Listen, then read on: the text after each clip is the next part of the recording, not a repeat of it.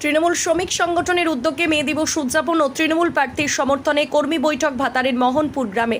পূর্ব বর্ধমানের ভাতারের মোহনপুর গ্রামে জেলা তৃণমূল শ্রমিক সংগঠনের সম্পাদক চিরঞ্জীব সামন্ত ওরফে নয়ন সামন্তের উদ্যোগে মে দিবস উদযাপন ও বর্ধমান দুর্গাপুর লোকসভা কেন্দ্রের তৃণমূল প্রার্থী কীর্তি আজাদের সমর্থনে একটি কর্মী বৈঠকের আয়োজন করা হয়। এদিন সকালে দলীয় পতাকা উত্তোলনের মাধ্যমে অনুষ্ঠানের সূচনা হয়। পরে তৃণমূলের দলীয় পতাকা ও শ্রমিক সংগঠনের পতাকা টাঙানোর কাজ শুরু করেন কর্মীরা।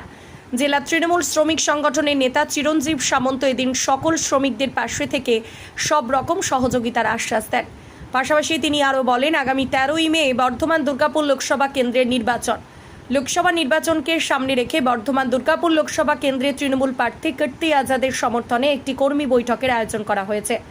কর্মী বৈঠক থেকে সকল কর্মীদের মধ্যে একজোটে নির্বাচনে ঝাঁপিয়ে পড়ার আহ্বান জানানো হয়েছে।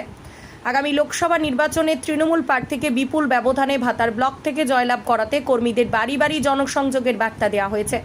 ভাতার থেকে শেখ মিলনের রিপোর্ট, সোজা কথা নিউজ, পূর্ব বর্ধমান।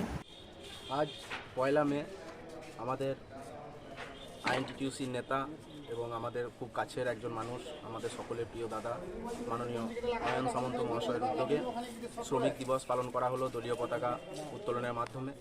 এবং 13ই মে আমাদের লোকসভা ভোট।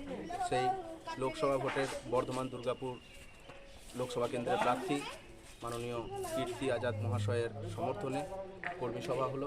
এবং উনি ভোট পরবর্তী এবং ভোটের আগের ভোট করার যে বার্তা, সেটা আমাদের দাদা নয়ন সামন্ত মহাশয় কীভাবে ভোট করব সেই বিষয় নিয়ে আলোচনা করলেন। আজকে এখানে কি করলেন? আজকে প্রথমে দলীয় পতাকা উত্তোলনের মাধ্যমে শ্রমিক দিবস পালন হলো এবং প্রার্থীর সমর্থনে কর্মীদের নিয়ে এবং শ্রমিকদের নিয়ে ভোটের যে পর্যালোচনা সেটা ভোটের জন্য আলোচনা করা হলো। কি বার্তা দেওয়া হলো? বার্তা দেওয়া হলো যে ভোট আমাদের সকলকে একসঙ্গে মিলেমিশে ভোট করতে হবে। ভোটে আমাদেরকে যেভাবেই হোক আমাদের শান্তিপূর্ণভাবে ভোট করে আমাদের প্রার্থীকে জেতাতে হবে এবং সেখান থেকে ভোট পরবর্তীতে যাতে কোনো হিংসা বিদ্বেষ না ছড়ায় সেটার দিকেও আমাদেরকে নজর রাখতে হবে। সেই বার্তাই দিয়ে গেলেন আমাদের দাদা নয়ন সামন্ত মহাশয়।